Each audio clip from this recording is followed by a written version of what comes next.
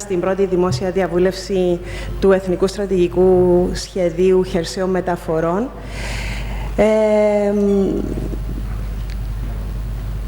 Από τα τελευταία χρόνια η Κύπρος έχει γνωρίσει μεγάλη οικονομική και ταχεία ανάπτυξη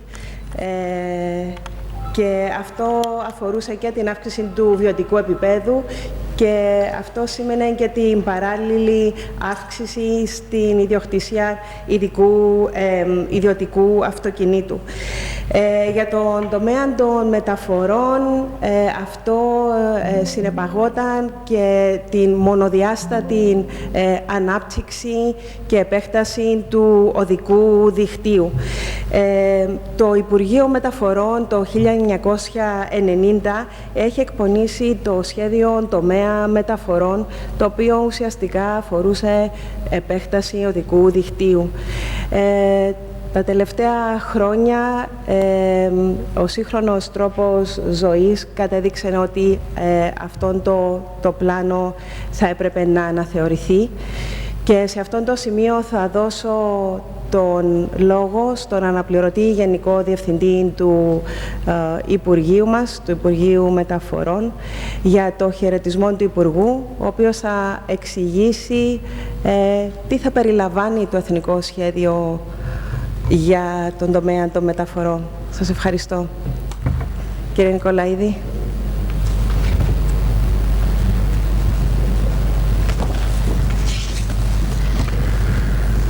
Αγαπητοί, σας καλωσορίζω και εγώ με πολύ χαρά. Καλωσορίζω τους εκπρόσωπους της κοινοπραξίας και τους εύχομαι καλή δουλειά μαζί με την ομάδα την αξιολογότατη ομάδα της ΕΒΙΣ και των άλλων συναδέλφων. Είναι κάτι που θα έλεγε κάποιος επιτέλους. Ξεκινάμε να συζητάμε για ένα σχέδιο για το Εθνικό Στρατηγικό Σχέδιο των Χερσαίων Μεταφορών της Κύπρου. Να πω ότι έχει πλέον, όχι τώρα δεν το ανακαλύψαμε, έχει πλέον αποδειχτεί ότι ο τρόπος που μοιραζόμασταν το οδικό δίκτυο, ο τρόπος ανάπτυξης και πολεοδομικά αλλά και του τρόπου που μεταφερόμαστε ήταν λαθασμένος. Και καλούμαστε όλοι ως κοινωνία να ξανακάνουμε μια άλλη συμφωνία για τον τρόπο που θα διαμοιραζόμαστε το οδικό δίκτυο και που θα μεταφερόμαστε, ώστε να είναι πραγματικά βιώσιμος ο τρόπος αυτός και αυτή η νέα συμφωνία θα έχει κόστος. Οι δρόμοι μας είναι αυτοί που είναι, τα κτίρια μας είναι αυτά που είναι, δεν μπορούμε να τα χαλάσουμε, οπότε ναι, τα προτερήματα, τα πλεονεκτήματα του ιδιωτικού οχήματος θα φύγουν. Σταδιακά μεν, αλλά θα φύγουν και θα δώσουν το τόπο σε μορφές διακίνησης πιο σωστές, όπως είναι η μη διακίνηση, δηλαδή να βρούμε άλλους τρόπους να κάνουμε τη δουλειά μας ψηφιακά, να διακινούμαστε με το ποδήλατο, με τα πόδια, με συσκευές προσωπικής διακίνησης, με μέσα συγκοινωνίας και ένα άλλο μεγάλο στίχημα, το οποίο δεν αγγίξαμε εδώ και τόσα χρόνια, είναι οι εμπορευματικές μεταφορές, που και εκεί είμαστε σχεδόν στο μηδέν και πρέπει οπωσδήποτε μέσα από αυτή τη δουλειά που θα κάνετε και μέσα από τις απόψεις που είναι πάρα πολύ χρήσιμες, οι απόψεις όλων των εμπλεκομένων, να βρούμε τον τρόπο που θα προχωρήσουμε στο μέλλον. Λοιπόν, το Εθνικό Στρατηγικό Σχέδιο συγχρηματοδοτείται από το Ταμείο Συνοχής της Ευρωπαϊκής Ένωσης σε ποσοστό μάλιστα 85%. Μέσω του επιχειρησιακού προγράμματος ανταγωνιστικότητας και αηφόρος ανάπτυξη και κατά 15% από εθνικούς πόρους. Όπως είχα πει, την τελευταία δεκαετία το Υπουργείο άλλαξε τον τρόπο, ή ξεκίνησε να αλλάξει, τώρα άλλαξε τον τρόπο που σκέφτεται για τον τρόπο που πρέπει να αναπτυχθούν οι μεταφορές στην Κύπρο. Πλέον είναι στο επίκεντρο της προσπάθειας μας και του στρατηγικού μας σχεδιασμού η βιώσιμη κινητικότητα, και αυτό, όπως είπα προηγουμένως, θα έχει ένα σοβαρό κόστος. Ερχόμενοι τώρα στην Πράσινη Συμφωνία και στο λεγόμενο πακέτο Fit for 55, που περιλαμβάνει μέτρα, σοβαρά μέτρα, εξαναγκασμούς σε όλες τις κοινωνίες, γίνεται πλέον επιτακτικό να έχουμε ένα τέτοιο σχέδιο και για το καλό και για το σωστό, αλλά και διότι αποτελεί βασική προϋπόθεση για να προχωρήσουμε σε άλλα αιτήματα συγχρηματοδότησης ή χρηματοδότησης απαιτούμενων έργων για το μέλλον, προς αυτήν την κατεύθυνση. Λοιπόν, ο κύριος στόχος είναι η ανάπτυξη μιας ολοκληρωμένης εθνικής στρατηγικής και ενός αντίστοιχου σχεδίου δράσης. Δηλαδή, ένα σχέδιο δράσης που να έχει συγκεκριμένα έργα, συγκεκριμένες δραστηριότητες, συγκεκριμένες ενέργειες που θα πρέπει να τις κάνει κάποιος με χρονοδιάγραμμα. Θα καθορίσει την αναπτυξιακή στρατηγική στον τομέα για τα επόμενα 20 τόσα χρόνια. Γι' αυτό και χρειάζεται η εμπλοκή των ενδιαφερομένων όλου του παζαριού, τόσο των εμπορευματικών μεταφορών, όσο και των επιβατικών μεταφορών, και όχι μόνο. Θα επηρεάζονται και άλλοι πολλοί έμμεσα από τα μέτρα που θα λαμβάνονται.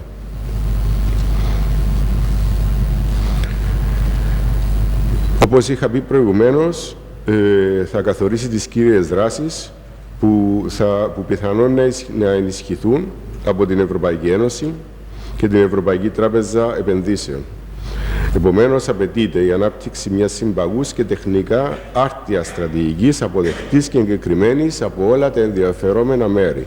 Λοιπόν, το σχέδιο θα καλύπτει, όπως είπαμε, τόσο τις επιβατικές όσο και τις εμπορικές χερσαίες μεταφορές, τις υπεραστικές δημόσιες συγκοινωνίες, καθώς και διατομεακά θέματα που επηρεάζουν τις μεταφορές.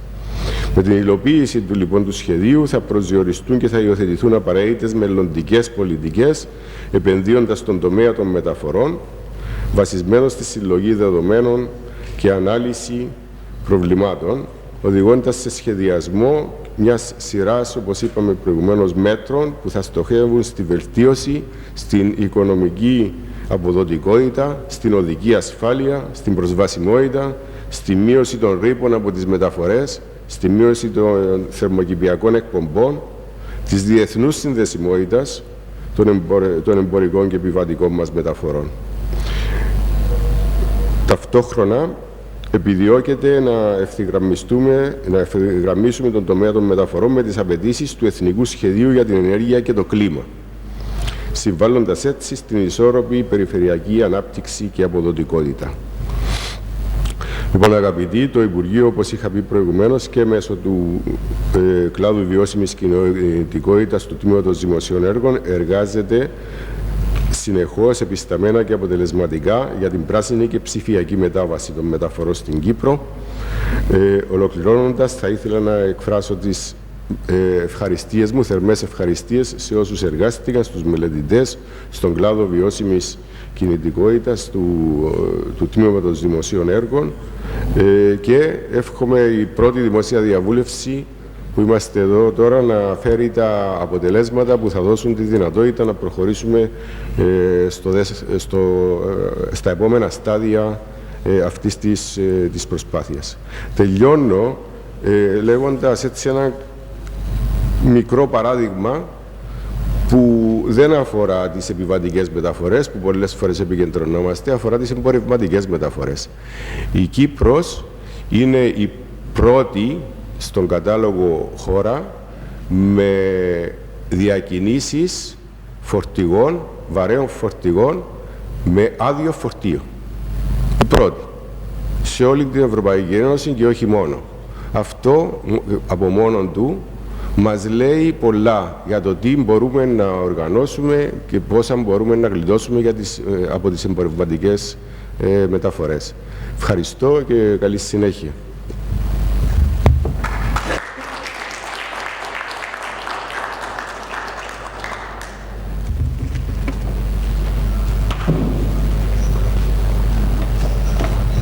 Ευχαριστούμε τον κύριο Νικολαίδη και τώρα θα ακολουθήσει η παρουσίαση από τον εκπρόσωπο της ομάδας μελέτης, κύριο Κλαούντιο Μινέλη. Πριν να δώσουμε το λόγο στον συνάδελφο Κλαούντιο Μινέλη, να πω ότι η παρουσίαση και το τι έχει θα πει θα είναι στα αγγλικά. Εάν χρειαστεί, μπορώ να κάνω ταυτόχρονη μετάφραση στα ελληνικά. Είναι εντάξει? Okay. Όποτε χρειάζεστε, μπορείτε να εκφράζεστε στα ελληνικά και να κάνω τη μετάφραση στα αγγλικά. Να δώσω το λόγο στον συνάδελφο Κλαούντιο Μινέλη, ο οποίος είναι ο project leader στο National Land Transport Strategy και εκπροσωπεί την MIC Hub. Ευχαριστώ. Claudio, the floor is yours. Thank you, Evie. Hello, everyone. If you prefer, I could do this in Italian, if that's better for everyone, but certainly I cannot speak Greek. So, this is the first public consultation for this project, and it's nice to see a decently crowded room, to be honest. So, welcome today. We are going to roll the way forward. Let me see if everything is working properly. Yes, apparently so. So we are going to touch upon the roadmap for this project, and we are going to let you know today where we stand over 16 months. More and closer. Okay. Thank you. I was saying we're going to define the roadmap, to disclose to you the roadmap for the project, which doesn't mean we're starting now. We are well into the project, and as usual, you know, the public consultation kicks in with a bit of lag, because of course you need to be made aware of some material that has been produced so far. From this point onwards, we will see there is a calendar of events and of gatherings that will offer the opportunity to everyone to contribute to the project. So let's start with the team. The team is composed by 3 companies venturing for this project. The leading company of the consortium is MIC Hub, which I represent. We are an engineering company based in Italy, and we've been involved in Cyprus projects since 2017, when we initiated the SAMP of Larnaca. SAMP stands for Sustainable Urban Mobility Plan, the thing that you call SVAC, basically. So there are Cypriots working in our company, so we feel like we can interpret well the context. Together with us for this project, there is PricewaterhouseCoopers, which is one of the major consulting companies, I would say, of the world, and they are specifically tasked with 2 main components, which is the addressing of the penetration of the electric vehicles, which is a substantial component of the decarbonization of the sector, and with the tasks associated to financing and economics of the master plan. Last but not least, ALA planning, which is the local component of the team, today represented by Mrs. Anna Karamandani here in the room. They, of course, will bring their knowledge and expertise with respect to the planning and of the land use and with the environmental aspects associated to the plan. So we think that the team is diversely composed, hundreds of years of expertise if we pile up the years of experience of all the team members, which are listed on the screen at the moment. But what is the national land transport strategy? Let's start by saying that the national land transport strategy is a tool that it is required. It is required by the European Union, correct me if I'm wrong, Evi, in order to create the conditions to release funds for the enabling of the project. So it's not just an element that is nice to have. I think it's essential, and there is a precise timeline we need to adhere to in order to be able to stick to the agreements. It has two components. Traditionally, national transport plans, that's the way they were usually called, ended with a list of infrastructure, so a list of projects to be delivered. It was essentially that. That component is no longer the only component.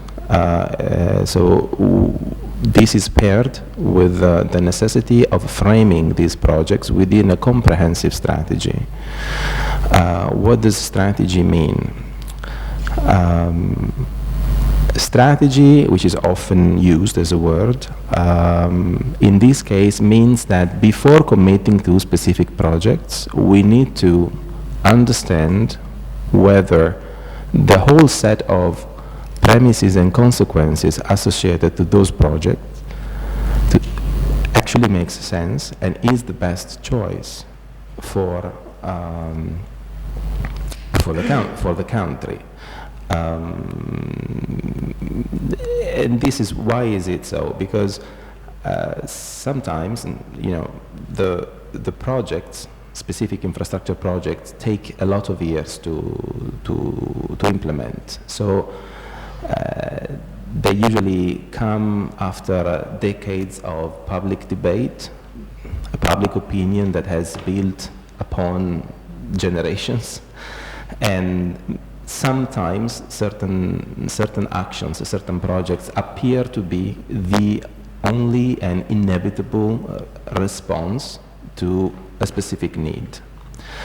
However, times change, the world changes, and sometimes the immediate answer that was evident to the previous generations may no longer appear as obvious as it used to be. So the role of this document, and in the end of this process, is to interrogate ourselves whether some of the apparently obvious answers to the needs of the country's transportation sector, combined with all the solicitations that the climate crisis brings into the game, through the also conveyed to the countries of the European Union through the plans and strategies of the European Union on the sector, actually still makes sense. So that's the component of innovation that is associated to this project, and we do this through the preparation of a set of policies that will come along the preparation of the list of actions and the list of projects that the NLTS will be about. Okay. Shall I? Okay. The target year that we are considering for this project is 2040. So decently far away threshold to think big, but soon enough to represent a response to the needs of the generation that is actually living and deciding today. As I said, this plan will help Cyprus to reach the European Union targets for 2030, and which is certainly going to be addressed as an intermediate target year for the actions that are going to be listed in the plan. And the objectives, we all know, they have to deal with the reduction of the greenhouse gases emissions, the increase in energy efficiency, and the increase of the share of the renewable energy. So it's a cross-disciplinary document and process that will need the contribution of multiplicity of sectors and efforts from different parts of the public administration.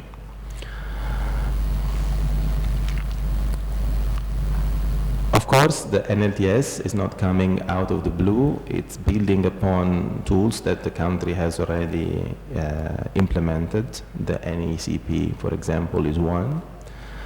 But the NECP should be seen not as in this context, should be seen not as a document that is written in the stone, sculpted in the stone, but as a document that generates a number of solicitations and can be fed back iteratively as the project continues, and data, the quantitative aspects and the thinking around this project emerge and will feed back onto the existing planning documents.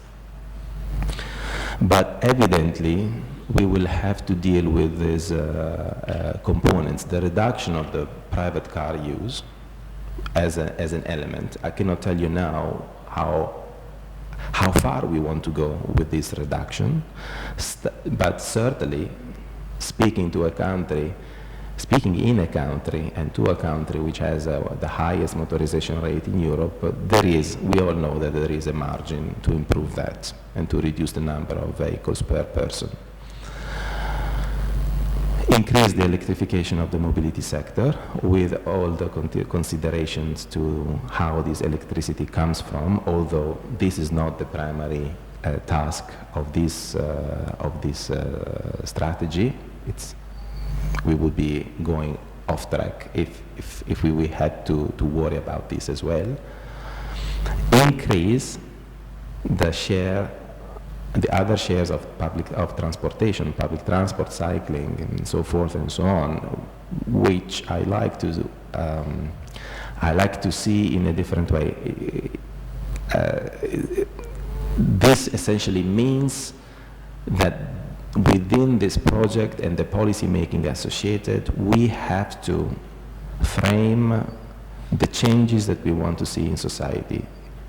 Calling for a change in the modal share, in other words, is asking people to change their habits. And this is an inevitable part of the story, that if we neglect, if we tell ourselves that we do this and then we carry on like if this didn't exist, we are probably approaching this with in the wrong way.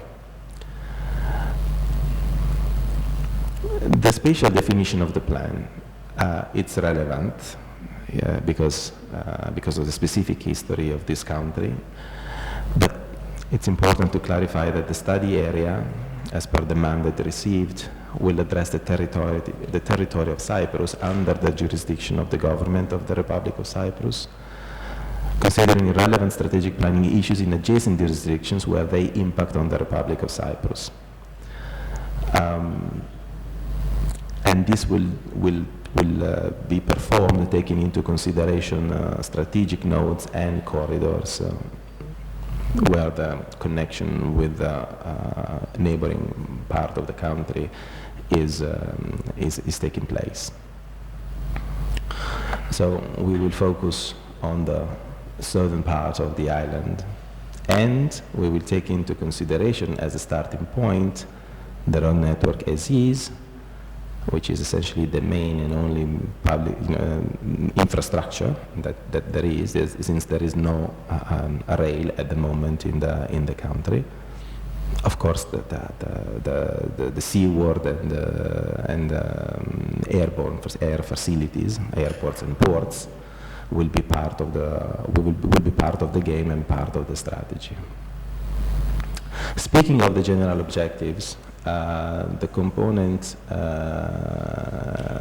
that is emerging is, on the one side, the action plan, which is the list of projects, and the policies. The policies will be based on a number of high-level objectives, which we can identify in the economic efficiency, the increase in accessibility, the environmental sustainability, safety and security for the transport, which can still and always be improved, taking advantage of technologies, for example, and the connectivity.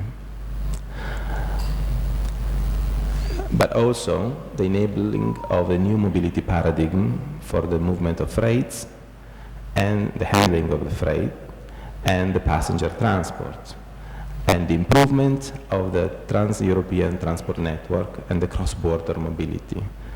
And this is the 10T network extension that we have in the country as a starting point, and we will be using this to anchor some of the key projects that will be part of the action plan. The fulfillment of the new enabling conditions for the land transport sector set by the European Union are included in the European Regional Development Fund and Cohesion Fund 2021 and 2027, and they set the need to formulate a comprehensive national transport planning to meet the development of the climate resilient, intelligent, secure, sustainable and intermodal transportation network, and the enhancement of sustainable and climate resilient responses to the mobility needs. Of course, these are only high-level statements, and that will be in the future months conjugated into precise actions, and these actions will be brought forward to a variety of stakeholder groups, public institutions, groups of citizens, associations, so that everyone can contribute and bring an added value to the development of these initiatives, which will then have to be consolidated into the action plan and the policy making. Among the high-level problems and opportunities, we identify the organization aspects of each transportation sector. Some of this has been changing lately, speaking of, for example, the public transport operations over the past 2 to 3 years. The quality of the infrastructure, speaking of reliability, availability, accessibility, its maintainability, and the safety conditions that it grants. The level of service provided within each transport mode, the operational aspects of public transport, trying to sort out and reduce the inefficiencies that exist today, although reduced compared to the previous conditions, thanks to the efforts undertaken in the past 3 years with the renewal of the contracts. The spatial development and the regional cohesion impact of the transportation system, safety and security on the transportation system, the review of the existing facilities for the logistics, and the policy making and the measures associated to the energy efficiency. This will also extend to the review of the regional connectivity, specifically to the areas which are less connected today, so the mountainous areas in particular. Equality of access This is an element that the policymaker shall address as a primary concern, because we all know that accessibility poverty will inevitably lead to an impoverishment of the living conditions as a general context. Relevance and interaction with environmentally sensitive areas, activities to address the climate change mitigation, and of course we need to do all of this thinking of how we can fund the projects and the propositions. It cannot be the book of dreams. It will have to be substantiated, I would say, with an understanding of the funding mechanisms within the national budget, beyond the national budget, in order to come up with not only an action plan, which lists the desired actions and projects, but also the timeline and the applicability of what we propose.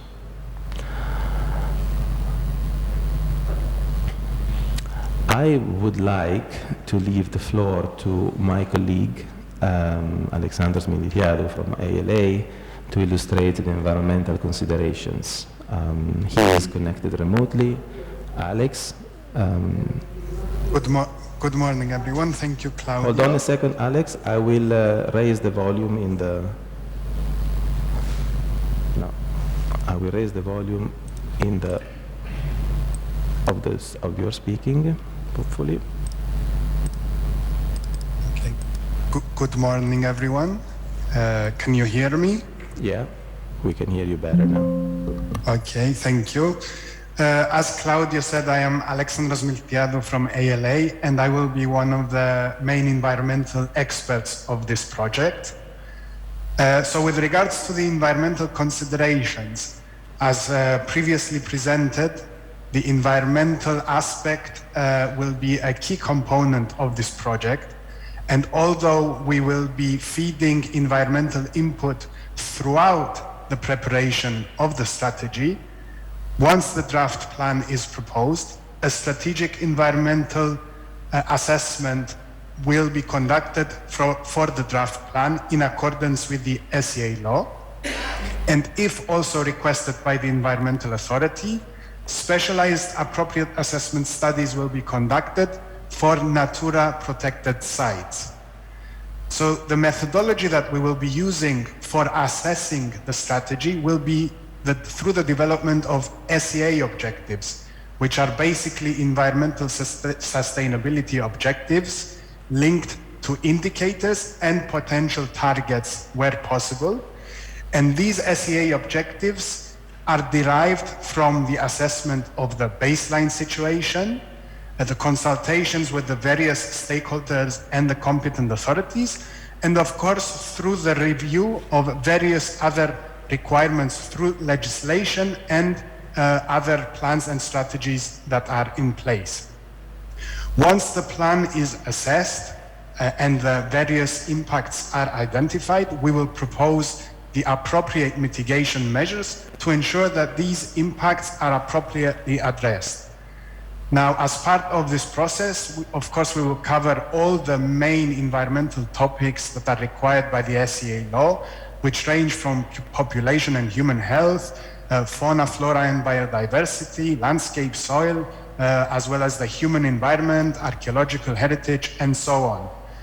And although we will be covering the majority of the topics that concern this plan, since this is the scale of the project covers the national level, we will be focusing on a number of environmentally sensitive areas as well, which include the Natura protected sites, national forests, protected areas, water courses, as well as residential and other development areas, and special character areas and archaeological sites.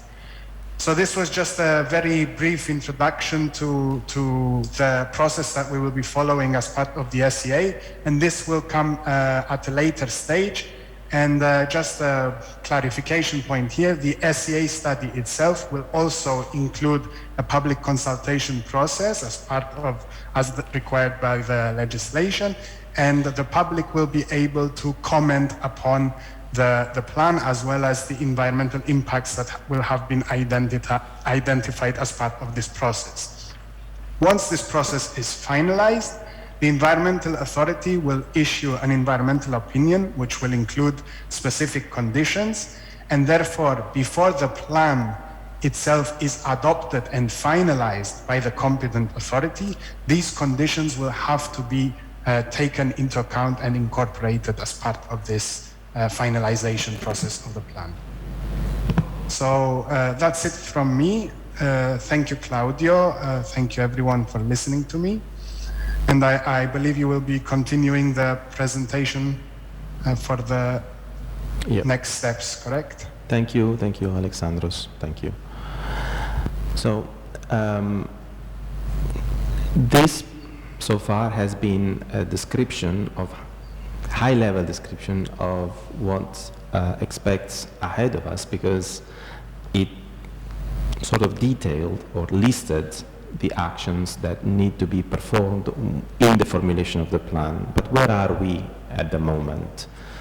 We have initiated this process at the end of May in 2022, and we are now 8 months towards the end of the 8th month of the project, and we had gone tasks 1 and 2, which include the formulation, the inception, the appraisal of the existing condition in terms of review, document review, the appraisal of the existing condition through data collection that took place on the field over the months of October, November, and partially December.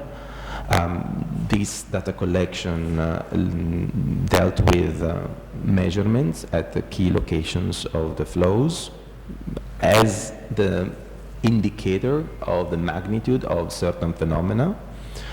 In other cases, we triggered conversations with operators of key facilities, key national facilities, specifically the ports with regards to freights. We are looking at the flows. We have looked at the flows of passengers entering and leaving the country through the 2 airports. It's very nice, actually, the setup once in a while, because the island offers the ability to create very precise borders and very precise points of access, which is not always the case.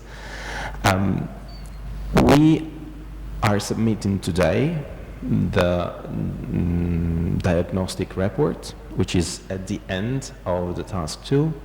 So this is the collection of our investigations, so primary data collection, and the secondary data collection, which was performed by mining through the data sets and the information received by the relevant departments of the government that were solicited to provide their contribution so far.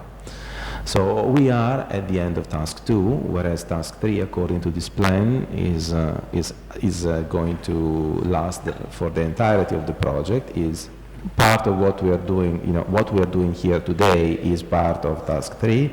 There were a couple of other meetings that took place with different groups for the kickoff and for the solicitation of their contribution to the diagnostic stage. Earlier in the fall and earlier in the summer. And as I mentioned, and we will look at it in detail in the next few slides, we will see that this task 3 will continue through a number of engagements of groups and stakeholders on specific thematic tables, and this will grow increasingly interesting as we go forward, because we will start talking about, say, the real deal of the project instead of just a preamble, which I understand this looks like today. Other parts of the project include Other parts of the project include the preparation of the quantitative assessment, which is based on one side on the setup of a transportation model, which is necessary to provide the necessary quantification of the phenomena and to input the decision-making process. Although this is not the only, hold on. Please mute your mic, please. Hold on. Let's do this so we don't incur into other. Okay. So the solicitation, sorry, I was saying about the transportation modeling as the quantitative part that is supportive of the national strategy. It's not going to be the only element for the assessment. Actually, it's going to be one only of many other criteria that will be included into the assessment and the appraisal of the proposed project. So it's not going to be a transport model driven plan, absolutely. Next to this transport modeling, part of the team in charge with electric vehicles penetration will model the scenarios associated with the penetration of electric vehicles in the market. This is a very contemporary matter, in a sense that the way the electric vehicles can increase in number in this country is not only dependent to the policy making, it is depending on also on the readiness of the industry, of the automotive industry, to deliver the necessary vehicles, and it's also dependent on the readiness of the energy sector to deliver the necessary electricity to feed to fill in the batteries of these vehicles. So it's a very dynamic aspect that requires modeling, because several scenarios will be tested, because it's a very say dynamic and up-to-date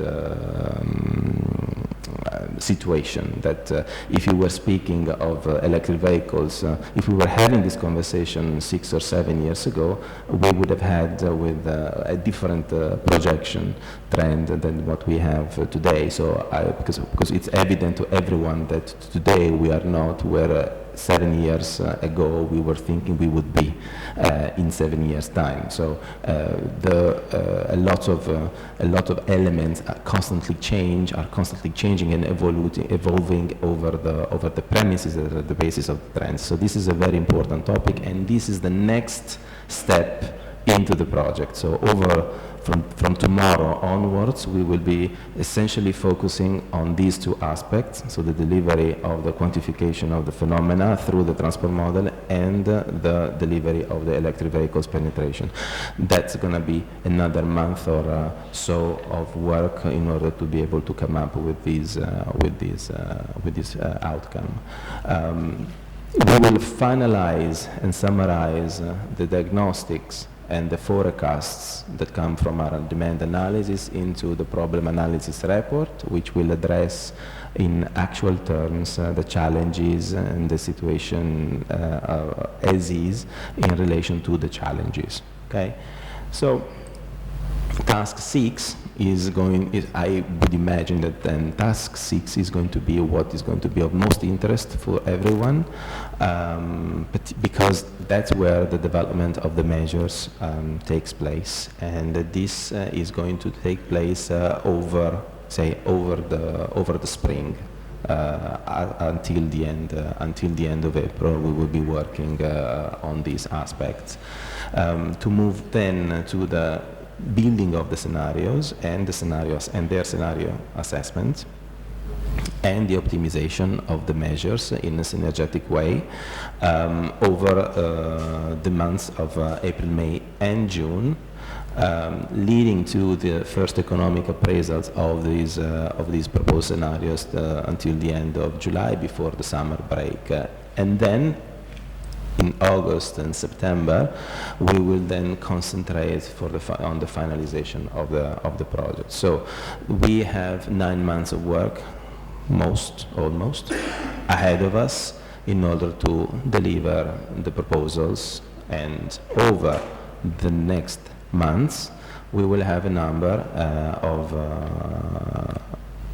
interactions with different groups. We will involve the public and the stakeholders through roundtable discussions, virtual meetings, workshops that will be called upon with sufficient notice through the media and through the necessary and appropriate devices to solicit the contribution of the people, of the relevant people. So the high-level stakeholders committee and the project steering committee will mostly be engaged through sessions that follow a discussion script and are focused around specific themes to keep the groups smaller and to allow greater flexibility in these arrangements. Then selected cyber-based institutions and public bodies will be involved in meetings in roundtable discussion formats.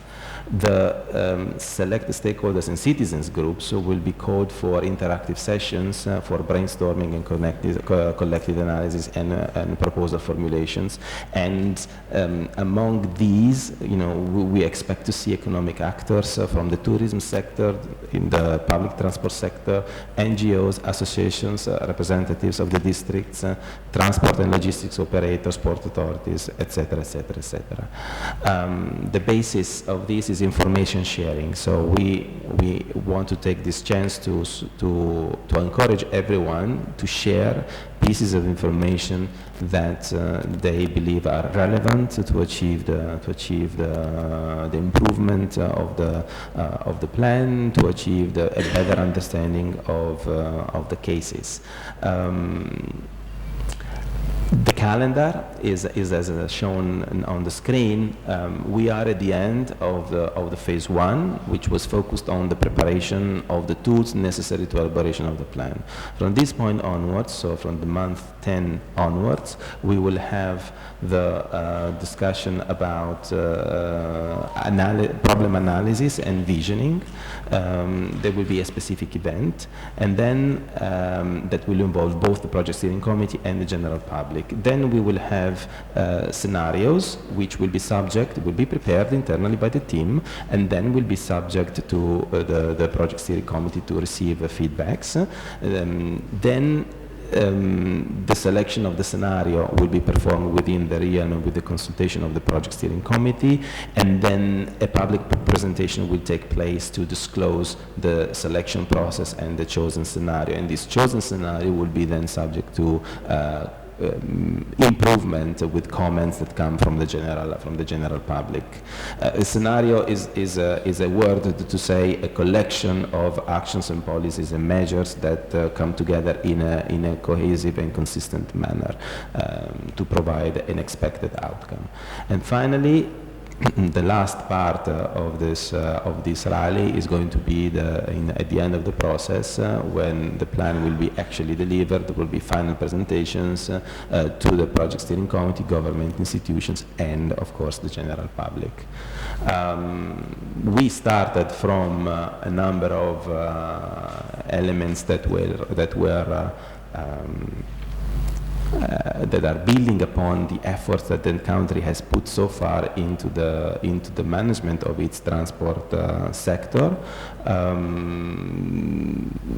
and some initiatives we recognize include the taxation imposed on vehicles with a view to reducing CO2 emissions, incentives for the purchase and the use of low and zero emission vehicles. These are actions that are actually already taking place today. But to give you and so we can carry on with the integrated fleet management system. The sums, which in the different districts and the different main urban areas were completed, are being carried out at the moment. Speaking of Limassol, Larnaca, Nicosia, but also the district of Augusta, and lately the district of Paphos. So there is the overall and comprehensive coverage in terms of sustainable urban mobility plans delivered or being produced at the moment. And the National Land Transport Strategy will have to tie in with the premises and the emergencies that at urban levels those documents and those processes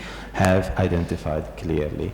the new bus concessions are part of this process because they provided a significant step ahead in the handling of the public transport services.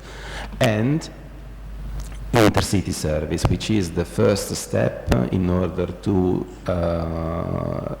create sufficient demand to then transform the intercity connections specifically between the three main urban areas of the country, Nicosia, Larnaca, and Limassol, into something more robust,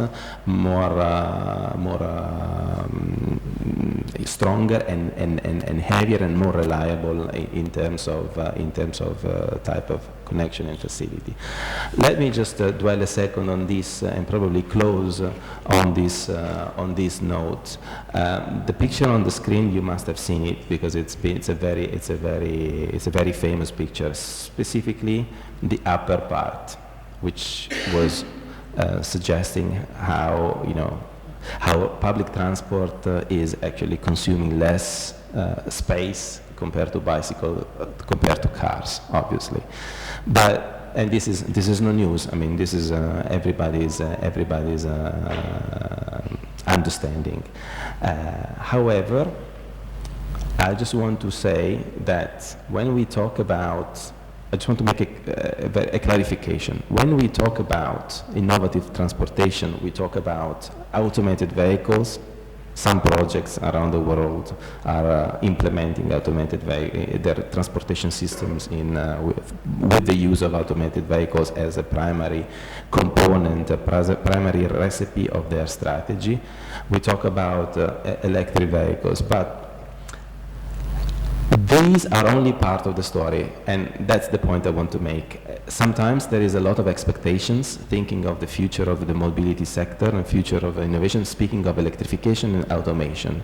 Automation and electrification will sort part of the issues, but they will not sort all of the issues. As evident, for example, the issue of congestion. Automated vehicles and electric vehicles will not do anything for the resolution of the congestion. So we still have to consider the other parts of the spectrum. That's why bicycles and buses are part of the game, because they are the only component, only recipe that even in the strive for innovation we need to consider in order to address part of the issues. Especially, and although we are talking about a national land transportation strategy here, we must be aware that in this country, for the specificity of this country, for the size of this country, intercity travel is highly affected by the condition of congestions of the different main urban areas. And coming to Nicosia in the morning, we all know, is partially easy, partially a nightmare, depending on what part of the leg we are. So this is a specific condition for this specific country, for this specific project, because the size of it, especially, calls for a much tighter integration between the national matters in terms of transportation, strategic views 20 years ahead, and the urban mobility aspects, which need to be tied together in order to provide a consistent response. Otherwise, we risk to deliver a book of dreams that addresses comfortable and quicker travel times between Nicosia or Limassol and Larnaca, and then misses the ability to then finally deliver the last 10 kilometers of the penetration within the urban centers. So this will ultimately be kept together in this exercise. So, final touch upon the fact that we know that the tourism component is. So we need to deal with two aspects. This one will address mostly the life of the Cypriots that live 365 days a year in the country, and it needs to be addressed in a specific way. But there is a whole lot to do also about the tourism component, which is a significant part of the GDP which is a significant part of the population of the island during the summer months, and it will deserve a specific set of strategies to be unveiled to address this impact. So, please take note of these links, and as these are the ways, the most effective ways you can reach us and provide your feedback that we hope it's going to be significant, both in terms of content and in terms of quantity in the next months. Thank you. Thank you, Claudio, for your thorough and interesting presentation. Όπως έχουμε ακούσει, η εν λόγω στρατηγική περιλαμβάνει μια ευρεία οικονομική αξιολόγηση των υφισταμένων και των μελλοντικών επενδύσεων στον τομέα των μεταφορών. Και όλα αυτά, όπως έχει πει και στην παρουσίαση του ο Κλαούτιο, είναι προαπαιτούμενα για οποιαδήποτε μελλοντικές συγχρηματοδοτήσεις. Η στρατηγική αυτή, όπως έχει υπογραμμιστεί, θα έρθει να ευθυγραμμίσει τους στόχους και τις προγραμματισμένες μας επενδύσεις σε ό,τι αφορά τους εθνικούς μας στόχους για την Ευρωπαϊκή Πράσινη Συμφωνία και το Fit for 55, που είμαστε νομικά και θεσμικά δεσμευμένοι και θα πρέπει να κάνουμε σοβαρά βήματα για την πράσινη και ψηφιακή μετάβαση των μεταφορών.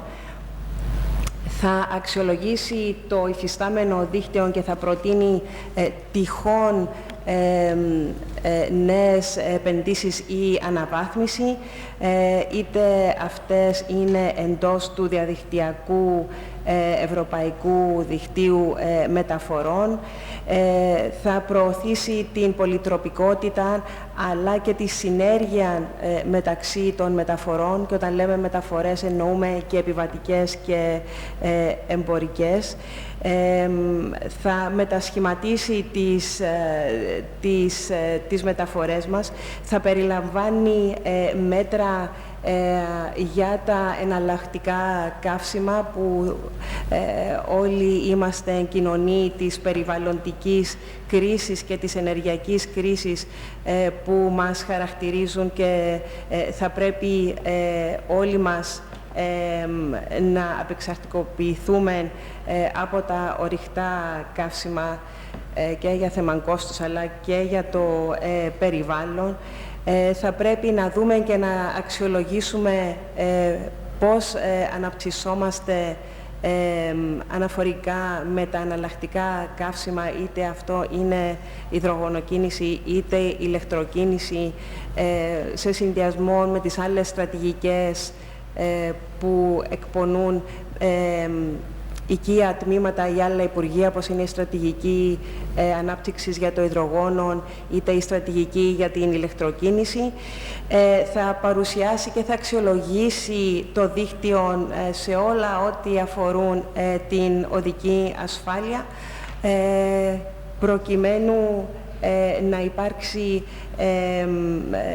να είναι μία βάση για μια αειφόρον ανάπτυξη των μεταφορών, των υποδομών και των υπηρεσιών, τόσο μεσοπρόθεσμα και μακροπρόθεσμα, που θα συμβάλλει στην βιώσιμη οικονομική ανάπτυξη του τόπου, αλλά και στην ανταγωνιστικότητα του τομέα των μεταφορών στην Κύπρο.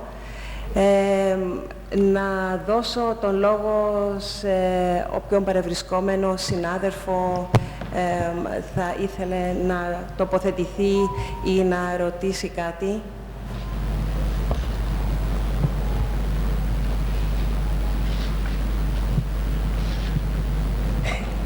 Λοιπόν, σας ευχαριστώ θερμά για την προσέλευση και την προσοχή σας. Όπως έχουμε αναφέρει και δείξει, μπορείτε να επικοινωνείτε μαζί μας στα social media, Facebook, Instagram, αλλά και στη σελίδα sustainablemobility.cy, όπου μπορείτε να μας απευθύνετε οποιασδήποτε ερωτήσεις, αλλά και οτιδήποτε άλλο έχετε να παρατηρήσετε ή θα θέλατε να το συζητήσουμε και να το δούμε. Αυτή ήταν η πρώτη δημόσια διαβούλευση, στην οποία ουσιαστικά παρουσιάστηκε στο τι θα πραγματευτεί το έργο. Στη συνέχεια θα προχωρήσουμε με διαβουλεύσεις με εταίρους, οι οποίες θα γίνουν αναομάδες ενδιαφερόντων, προκειμένου να συντάξουμε και να εκπονήσουμε αρκούντος τη μελέτη. Να δώσω το λόγο στο συνάδελφο Μιχάλη Λαμπρινό. Με συγχωρείτε, θα σταλεί η παρουσίαση και δει στην ελληνική γλώσσα? Νομίζω... να το κάνουμε. Ναι, ευχαριστώ. Εντάξει, κάποιες απλές ερωτήσεις σχετικά με το είναι εντάξει, το πρώτο έχει να κάνει με την επικοινωνία. Πάλι βλέπουμε ένα σχέδιο που είναι για όλη την Κύπρο, πολλά λίγα άτομα βλέπουμε εδώ. Δηλαδή πρέπει να αφορά 900.000 κόσμο και έχουμε μόνο κανένα 50 αρκά μες στο δωμάτιο, είναι 50 άτομα. Το δεύτερο όμως, ότι επί της ουσίας έχουμε κάποια ιδέα πώς χωρισμένη η Κύπρος σε περιοχές. Μιλήσατε για περιοχές ειδικού ενδιαφέροντος και πώς να γίνει η κατανομή. Και το άλλο που ήθελα ορθώς δείξετε το slide με τα ηλεκτρικά οχήματα, δεν είναι η λύση.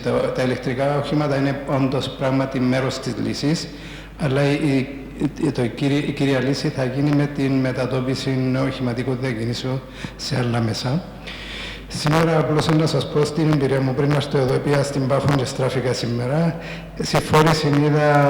Σοβαρή συμφόρηση είδα μόνο στις παρόδους, bypass στη Λεμεσόνη, στις εξόδους. Δηλαδή, πήγα σχεδόν 1,5 ώρα each way. Άρα η κατάληξη είναι ότι το πρόβλημα μας είναι παραπάνω περιβαλλοντικό παρά συμφόρηση. Συμφωνώ. Ομολογουμένως, οι μέρες που διερχόμαστε τώρα δεν είναι εντελώς ενδεικτικές, γιατί υπάρχουν οι εξετάσεις τετραμήνου και όλοι γνωρίζουμε ότι όταν είναι κλειστά τα σχολεία, το κυκλοφοριακό είναι αρκετά μειωμένο. Οι περιοχές όπως έχουν χωριστεί, θα δώσω τον λόγο στον Κλαούτιο. Όταν λέμε για ηλεκτρικά αυτοκίνητα, περιλαμβάνονται και τα hydrogen fuel, γιατί ουσιαστικά και τα λεωφορεία που κινούνται με υδρογόνο ουσιαστικά πάλι είναι ηλεκτροκινητά, απλώς είναι με υδρογόνο το cell, το κύτταρο.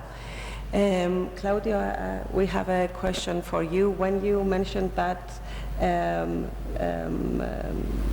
Cyprus is being considered under the study in certain areas of special interest, do you want to be more specific how this separation was done and under what criteria? Can you define special interest? What exactly were you referring to, Michalis?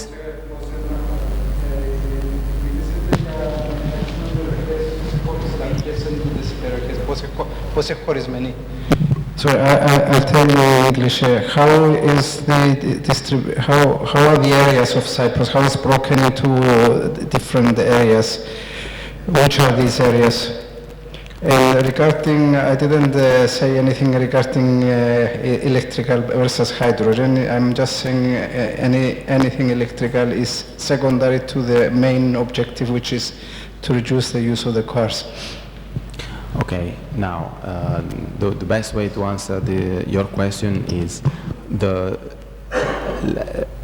The starting point, obviously, is the administrative separation. So we start by the districts. Within the districts, certain vocations are identified. Specifically, the mountainous area is being addressed specifically because the strategies for increasing the accessibility shall be necessarily different for that area than, for example, the connectivity between Limassol, Larnaca, and Nicosia. Similarly, the accessibility of the district of Famagusta, which especially is at the far end of the eastern side of the country, will also need a specific address. Although the morphology of the territory is different and less problematic, the TEN-T network extends into that area, so it's not as problematic as the mountainous, but it has its own characteristics. Similarly, we will have to address what's on the northwestern part of the country along the coast. That's its own specificity, but these, which are spatial definitions, will be tied into will be interpreted in terms of density of population, typology of housing, and typology of economic sectors and type of activities that are the prevailing ones in those areas, because the strategies for electrification and for decarbonization can be different. For example, the type of and the density of electric recharging stations will have to be different in terms of strategy between the urban centers and the areas which are more rural and more dispersed, building on the fact that where the single detached housing is the most common way of living, home-based recharging is the preferable solution for the recharging of the vehicles. Differently for the busier urban centers where a lot of cars are being parked on the streets, and therefore it may be viable to increase specifically the density of electric chargers on the public realm. Just one figure that was brought to my attention through the preparation of the diagnostic stage, and that I think is very emblematic of what the actions that the country has been implementing so far and is ready to implement in the very near future, speaking of the increase, specifically of the increase in the number of electric chargers, which is targeting to have 1,000 electric chargers, say around, by 2025. That still would mean that the density of electric chargers compared to the population is 1 to 1,000. To give you a benchmark, the best in class in Europe is the Netherlands with 5 electric chargers per 1,000. So this is to say that some of the actions that the government has already put in place and has triggered are going in the right direction, but the emerging feeling that we are summarizing after the diagnostic stage, after these months of work, is that they are probably not enough. Not enough in terms of the intensity in which they are being conceived and conveyed. So we will have to do more if that is the identified way to go. And certainly for the passengers' mobility, in terms of single passenger cars, the electrification of the vehicle is the route that has been designated through the actions at the European level, but also, and most importantly, this is the direction that the automotive sector has indicated for the medium term. Let me go back to the fact that if we were having this conversation 10 years ago, 15 years ago, the automotive sector wouldn't still be had not given, for example, a clear direction on what would be the alternative to fossil fuel and endothermic engine. In 2007, 2008, there was not a clear direction expressed by the automotive sector. This became prominent only in around 2012, 2013, 2014. That's where automotive sector started to really push for the electrification of the vehicles, and that is a necessary condition to take into consideration building on the strategy, because someone will have to produce the vehicles at the end of the day. The discussion on the hydrogen is a different one. It is being considered for larger, for different types of transport, specifically and primarily maritime and aviation, but still as a longer term target than what is, for example, the target considered for the electrification of the cars.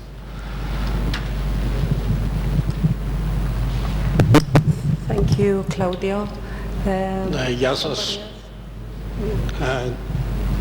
Το όνομα μου Κυριάκος Μούσκος. Θα ήθελα να ρωτήσω, η μελέτη δεν περιλαμβάνει την μεταφορά εμπορευμάτων και επιβατών μέσω air taxis, τα οποία είναι μια νέα τεχνολογία που έρχεται και θα μπορούσε να εξυπηρετήσει και αρκετά χωριά στο Τρόδος και σε άλλες περιοχές πέραν των αστικών περιοχών.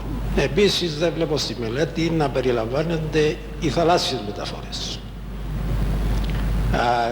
I can speak in English also, if you don't mind. Yes, please do. Much appreciated, thank you.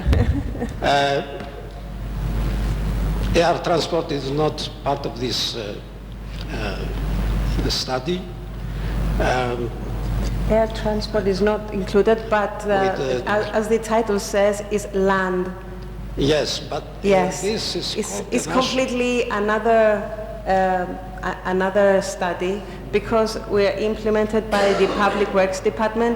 We do not have the expertise or the knowledge dealing with air transport or sea transport. But we will address the access to those facilities and the ground transportation within those facilities. We are not addressing the air transport per se, in the sense that what pertains to the air navigation. Exactly. Having said that, though, we are not excluding the air taxis or the unmanned drones delivery. Is one of the measures that we are expecting to be proposed. Thank you.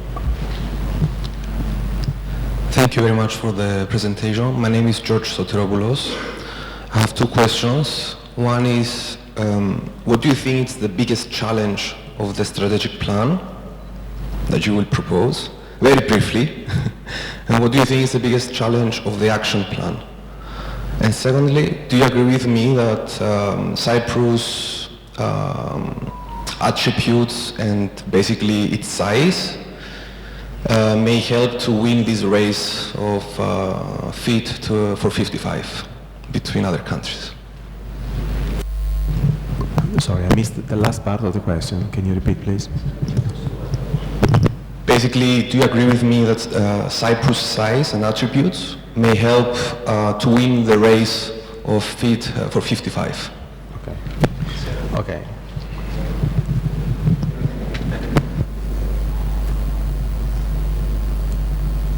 Okay, let's start from the first two questions. What's the challenges that I see? Okay.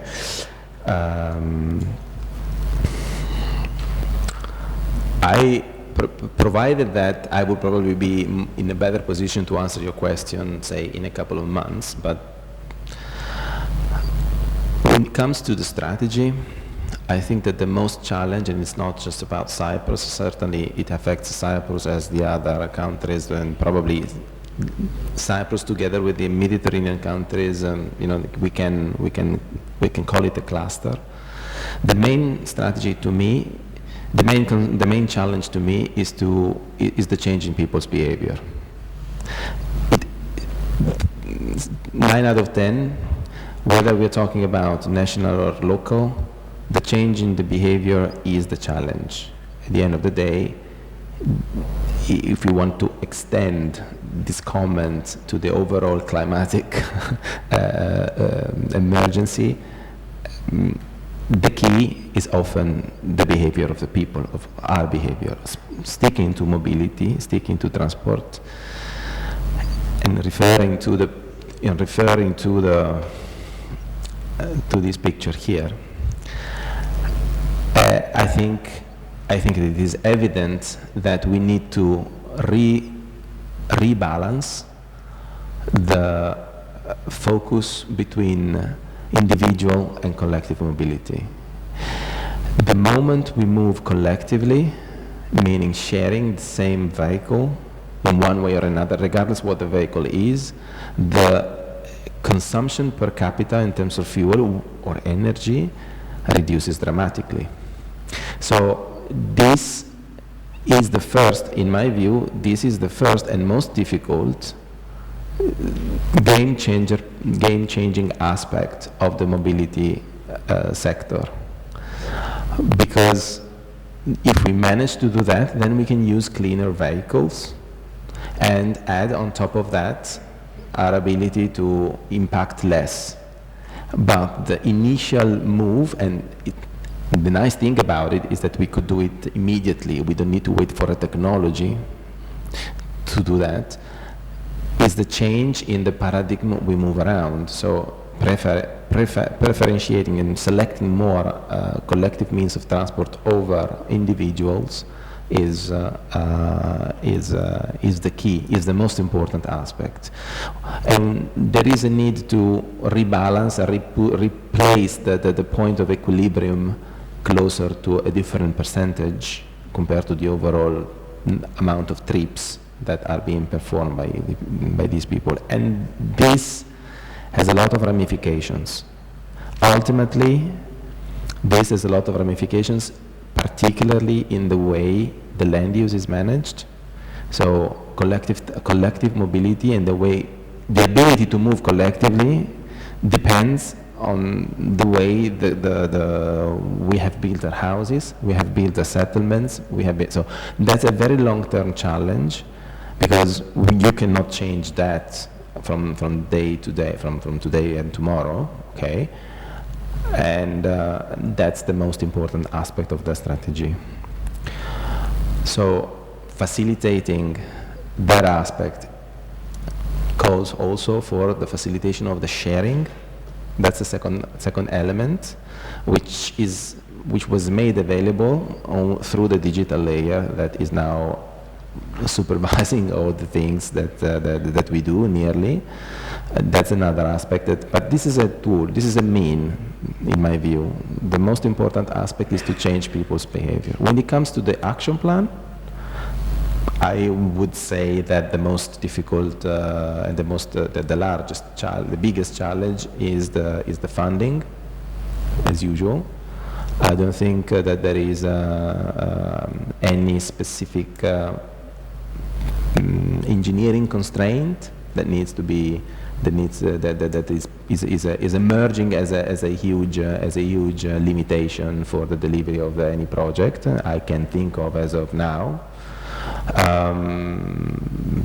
But it requires a lot of capital to trigger projects and to deliver projects and also to make them financially viable and sustainable over time. And in here, the biggest challenge, I would say, is the size of the country itself.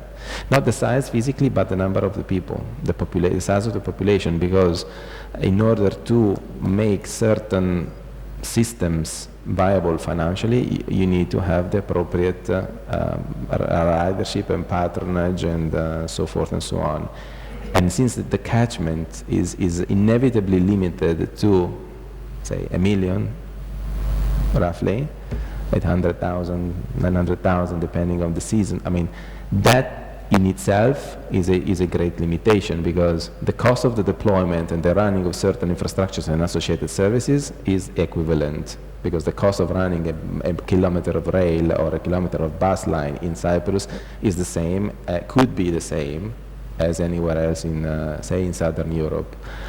But the number of people that can use that system and can pay for that system, therefore creating one of the bases for the revenue, or whether this is a primary or secondary revenue for this is dictated by the size of the population.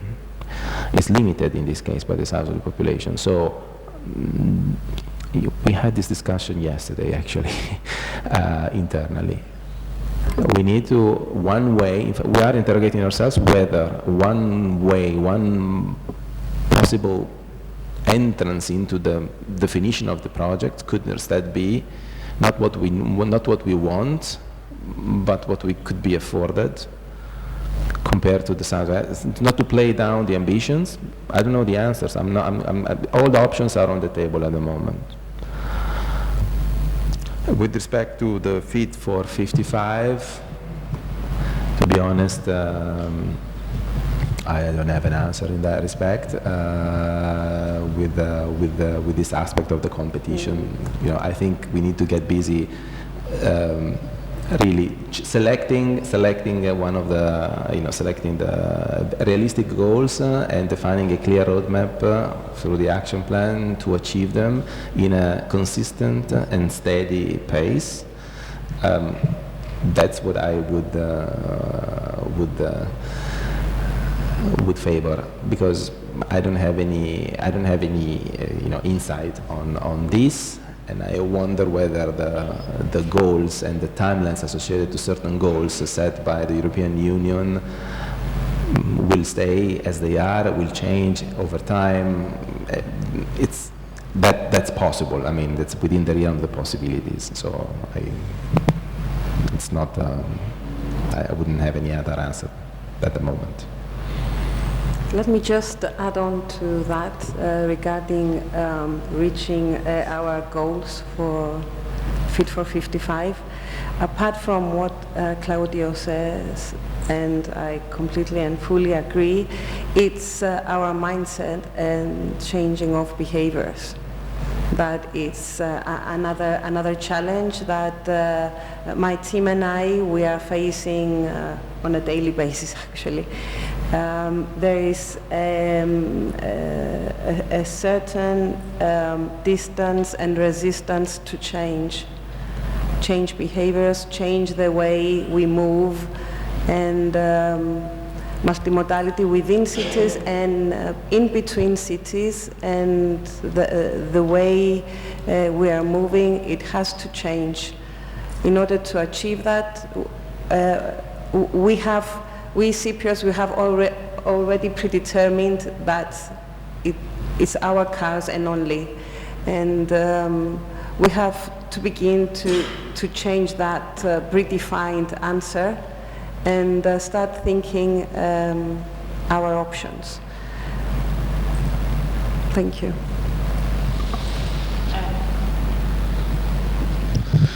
Hi. Yeah, I want to say thank you for presenting this part in English. It was quite easy to understand. Thank you. So I'm originally from Russia, residing here for less than a year, and I don't have a car. And I was driving here with my daughter on my bicycle. It was difficult. I usually use bicycle or bus or electric scooter every day. So maybe, maybe 1% of the population. And I can say that this is a myth, that you must use cars on Cyprus. But of course, lots of things have to be done to make sure it's kind of acceptable for lots of people. And I'm thinking about using kind of public companies to help this. And the main thing that public companies need to build better services. is access to this kind of model of transports, flows kind of inside cities or between cities, for example, to create better bus routes or present more taxis on specific places or use car sharing cars kind of in specific places. So will public companies have access to this data, and how?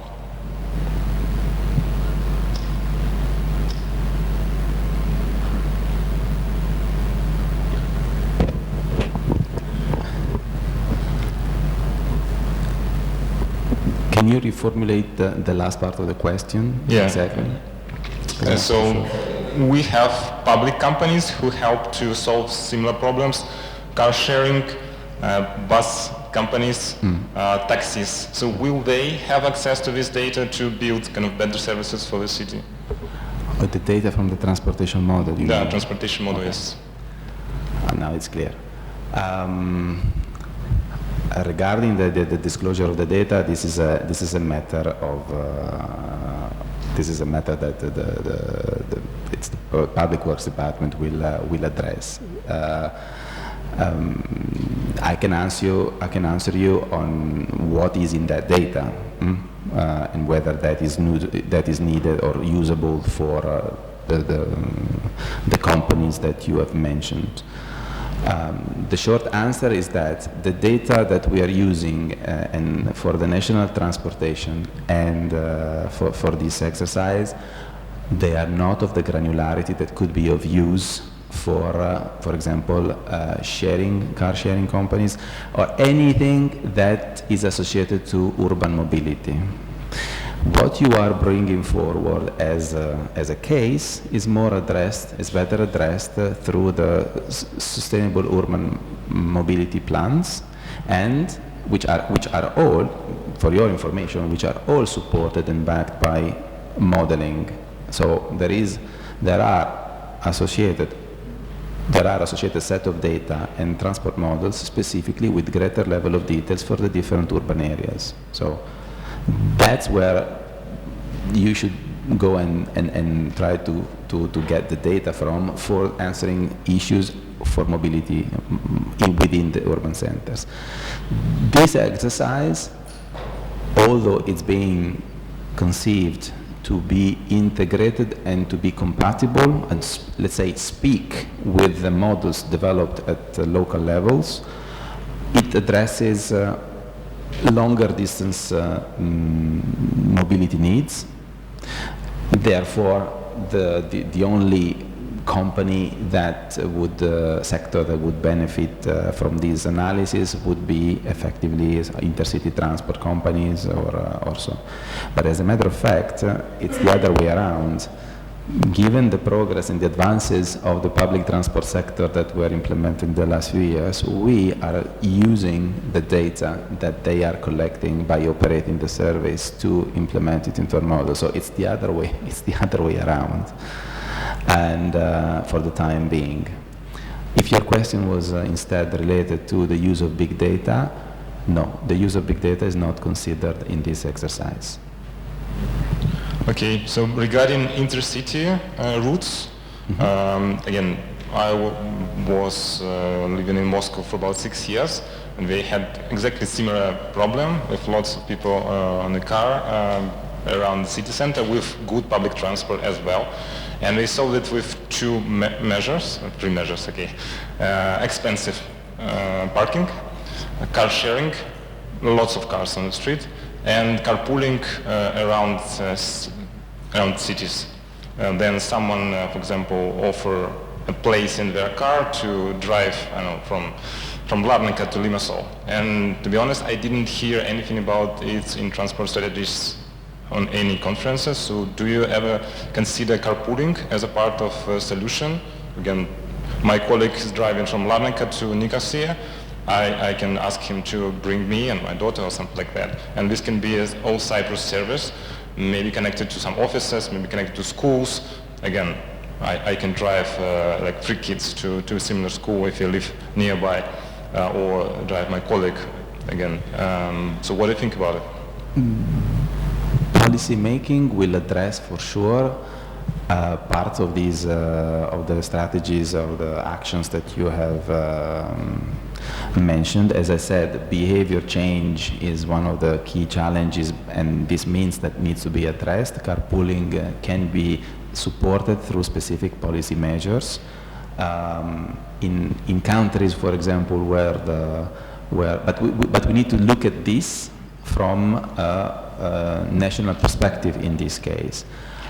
Inevitably, as I also said, for the size of the country, the local, the urban mobility challenges and issues and the associated solutions cannot be detached from what we define and what we encourage at the national level, and vice versa, because of the mere size of the country compared to the urban areas within this country. Carpooling is certainly part of this.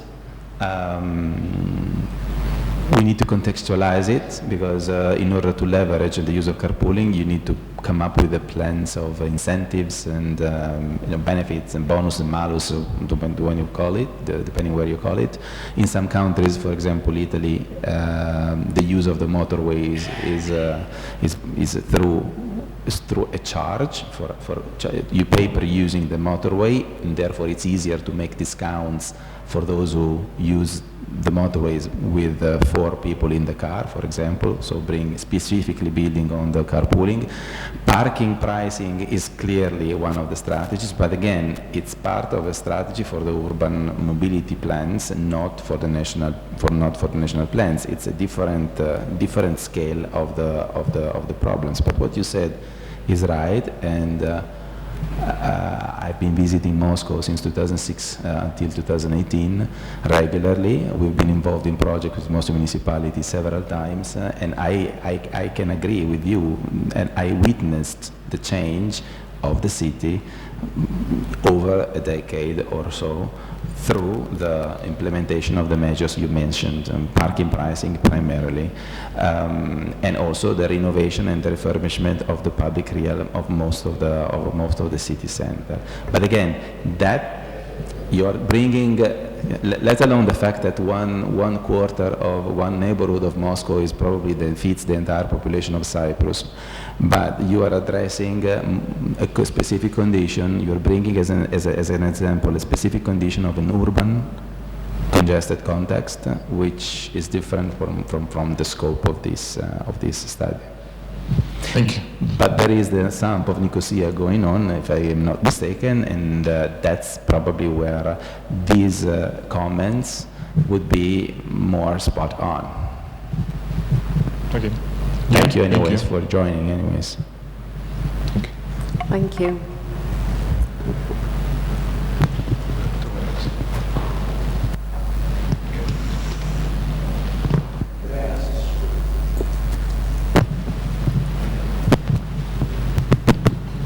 Hi, thank you for presenting. I'm Marina Milona from the Deputy Ministry of Tourism.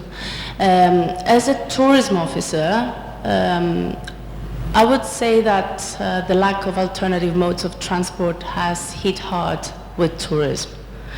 We had a lot of negative comments from cruise liners, from airlines and tour operators, and of course the individual travelers. So it is of urgent need to improve, of course, our roads and our transports.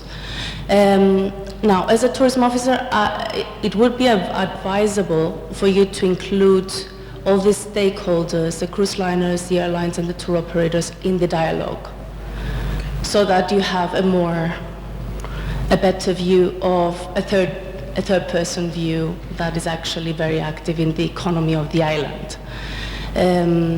Now, as a mother and a consumer now, with my other hat, I would suggest 2 things.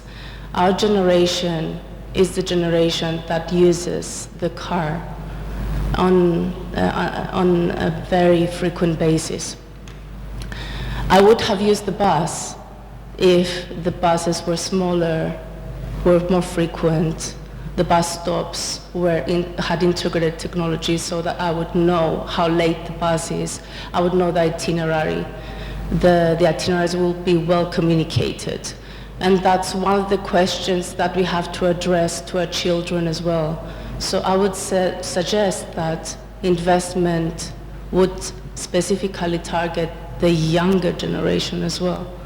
And the younger generation also needs to be incentivized in terms of use the bus. Of course, you need the infrastructure first, but you also need the incentivization with certain sponsors, let's say, maybe technology sponsors. Thank you. Thank you. Very valuable suggestions. Certainly, your comments as a tourist, as a tourism officer, will be taken on board. It's valuable. We have not met the, for example, the cruise liners or the specific airliners or operators. We had interviews with authorities running the facilities, running the port, running the airport. But this is taken on board as a comment. The relevance of tourism and the needs of tourists is absolutely preeminent in this case. Again, there are two layers of addressing the comments, either for the tourists, because they need a national system to distribute when they come in from the gateways and then to reach their destination, their areas of interest, and then there is a need for a different layer of services when they need to navigate where they are in the, thereabout in the locale where they have decided to stay, whether it's Famagusta or Paphos or Limassol and so on. So that layer of answers pertains to the urban mobility plans. And I can witness that the plans are actually addressing that. However, what keeps everything together, and that is essentially to answer also your question as a mother, is the fact that what you have listed as I would use the bus if, I would have used the bus if I had known, if itineraries were well communicated, if I know in real time the delay, if these are all matters, I'm just explaining how it works, matters which are disciplined in the service contracts. What we can do within this project is to establish the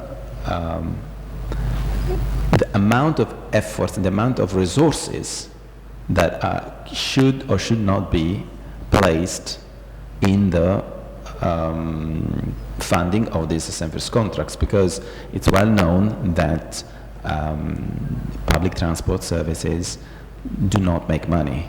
Public transport services cost money, if seen from the perspective of the larger community. Okay, operators, of course, have private companies. They have balance sheets. They make the monies that they can make, but ultimately the money that for them to run the service comes from public authorities, from the transport authorities. So how much money can be placed in service contracts to force or to ask operators to do, what you are saying, which is, by the way, in some cases reality, in lots of other cases. So you're not asking anything that comes from the moon. You're asking to implement something very, very precise and very practical.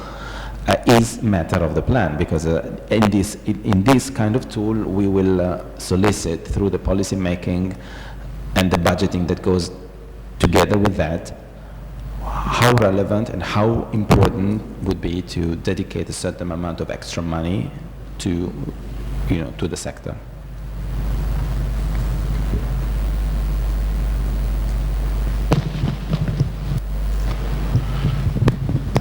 Just to respond to that question, I'm Alex Camberos from the bus company of Nicosia and Larnaca.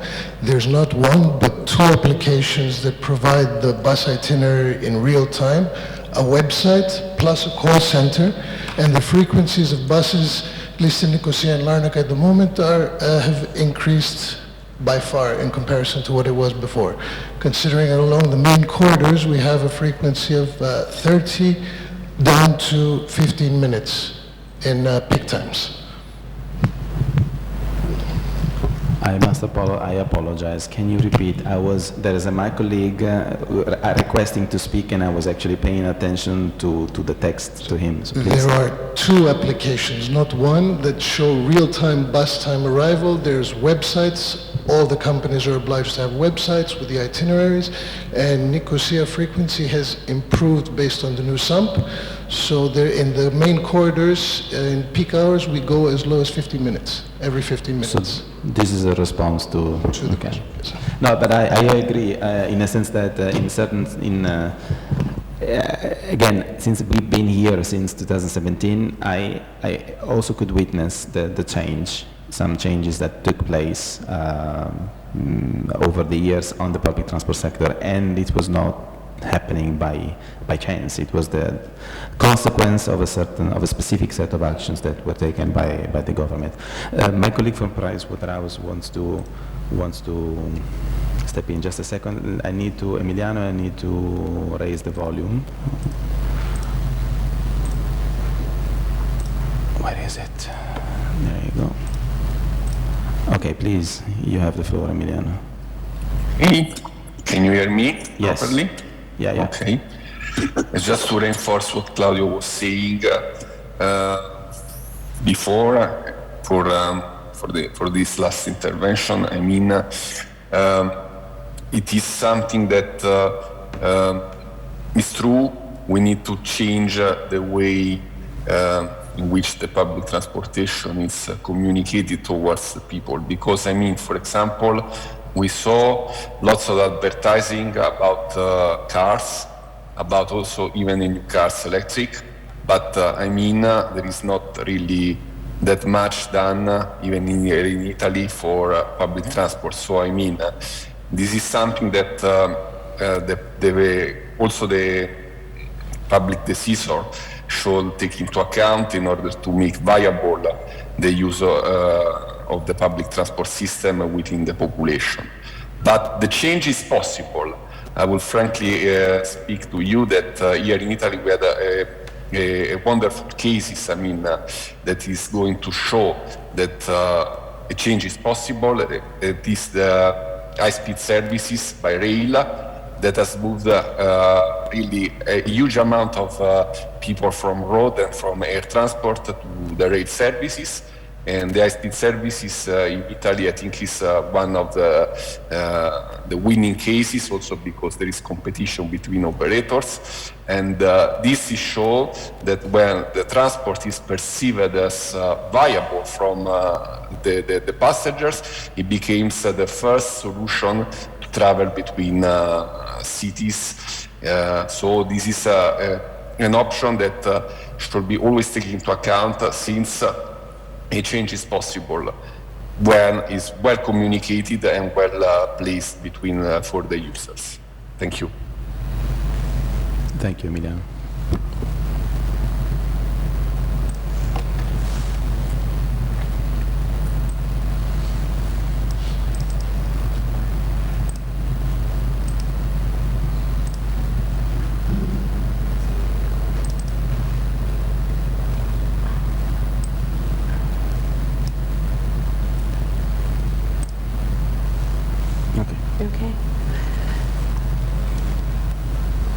Έχουμε κάτι άλλο, κάποια άλλη ερώτηση, εισήγηση?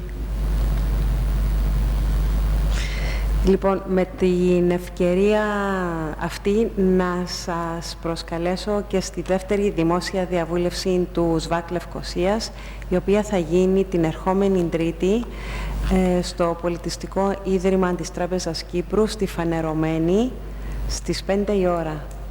Σωστά, Αριστοτέλη, 5 η ώρα. Ναι. I would like to invite you to the second public consultation for Nicosia SAM, which will take place this coming Tuesday in the Cultural Center of Cyprus Bank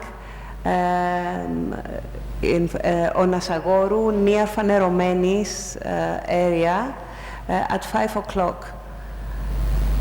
Thank you very much. Σας ευχαριστώ για την παρουσία σας και για τη συμμετοχή σας. Ευχαριστώ. Thank you for being here.